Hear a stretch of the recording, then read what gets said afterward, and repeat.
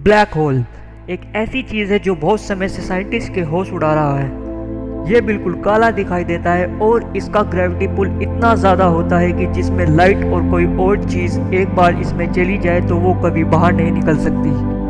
Black hole का निर्माण बड़े और मैसिव स्टार के मरने से होता है। जब ये स्टार्स अपने अंतिम समय को पार करने लगते हैं तो उनके भारी होने की वजह से उनकी ग्रेविटी इतनी ज़्यादा बढ़ जाती है कि वो अपने ही मास को अपने अंदर खींच लेते हैं। ब्लैक होल के अंदर एक छोटा सा बिंदु होता है जिसे सिंगुलैरिटी कहते हैं। वहाँ की ग्रेविटी इतनी ताकतवर होती है कि उस बिंदु का वॉल्यूम 0 हो जाता है। ब्लैक होल के आसपास एक होराइजन होता है जिसे इवेंट होराइजन कहा जाता है। अगर कोई चीज़ इवेंट होराइजन के अंदर जाती है तो उसका बाहर निकलना मुश्किल हो जाता है। ब्लैक होल के बारे में दो समस्याएं हैं। पहली समस्या है इंफॉर्मेशन पैराडॉक्स। जब कोई चीज़ ब्लैक होल में समा जाती है तो उसकी जानकारी कहाँ चली जाती है, ये समझाना मुश्किल है। दूसरी समस्या है हॉकिंग रेडिएशन।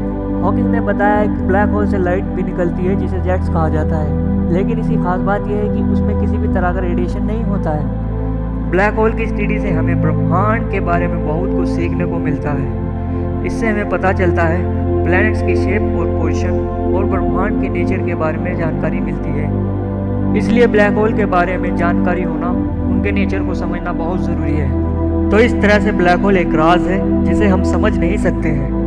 बहुत सारे साइंटिस्ट ब्लैक होल के बारे में स्टडी कर रहे हैं और इसके बारे में रिसर्च कर रहे हैं। अब इस इमेज को देखिए जो नासा ने 2019 में ली थी।